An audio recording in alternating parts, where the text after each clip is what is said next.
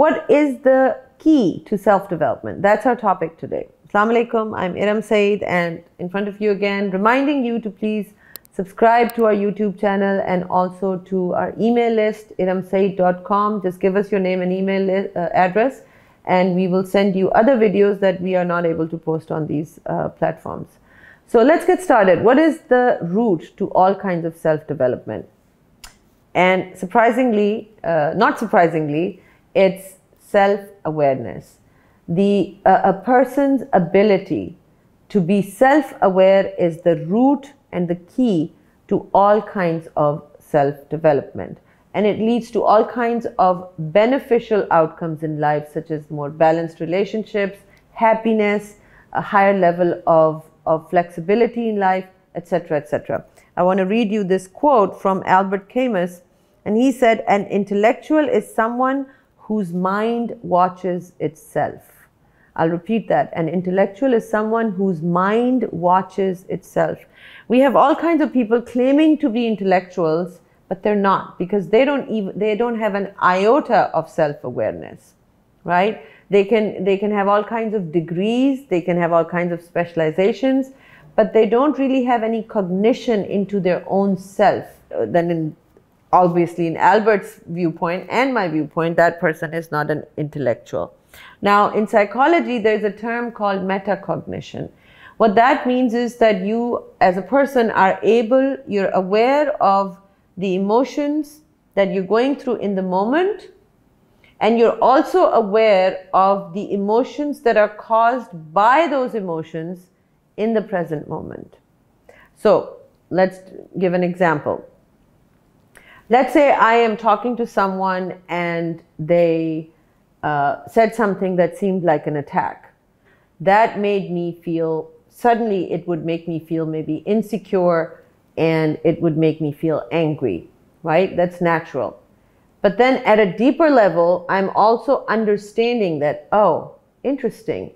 Because of what this person said, I'm feeling insecure and I'm feeling angry. This is what's being caused in me. So there's like another layer of understanding that you have of yourself while you are going through those emotions.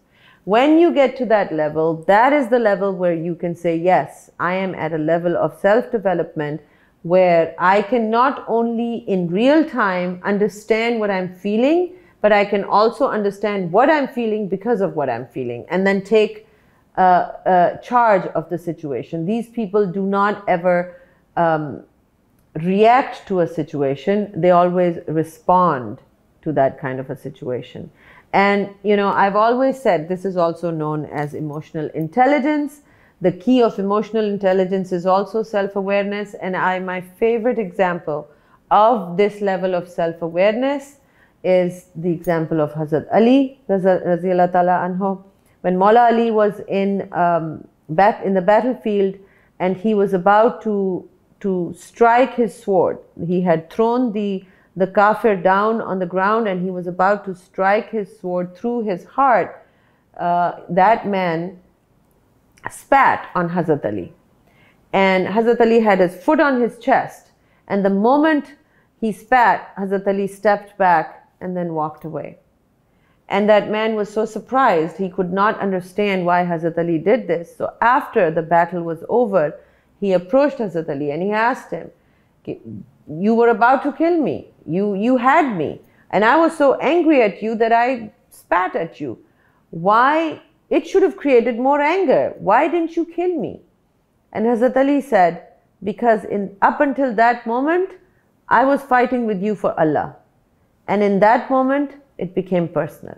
Look at the level of awareness that Hazrat Ali had. We're talking about battle, where you are already in a state of extremely charged up emotions. The brain is not thinking normal. The brain is in fight, right? It is in survival mode. So a lot of your cognition is already compromised at that stage.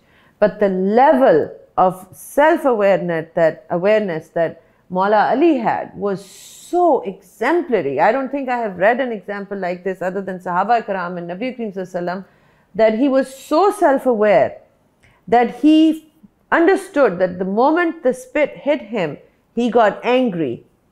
And therefore, he knew that he got angry. Remember, I talked about metacognition. This is that level of metacognition. So he knew that my promise to Allah Ta'ala that I'm fighting only for you, Allah, has now kind of become tainted. If anybody else, you could have given, leeway to Hazrat Ali. Of course, this is not natural. This is human. You would do this. But his level of awareness was so keen that he knew that this sincerity that I had with Allah, that I'm fighting only in your name, has now become tainted. I feel anger toward this man, and this is now personal. So he stepped back. I give examples from the lives of Sahaba because we are, of course, humble and human beings who are filled with flaws. But in the lives of Sahaba Ikram, in the lives of our dear Prophet Sallallahu Alaihi Wasallam, in the lives of Sahabiya, we find such beautiful examples. We don't need to look anywhere else. We don't need to go and read books on emotional intelligence. Believe me, we don't. I teach emotional intelligence. These people don't know what they're talking about. They, in order to teach emotional intelligence, they're going to give you all these charts and tables and all of those things. Emotional intelligence comes from the heart, not here.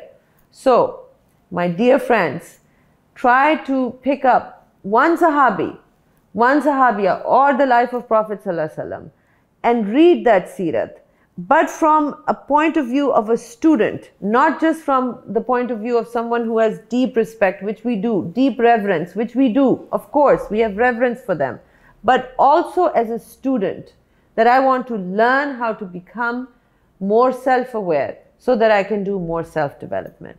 Thank you for watching.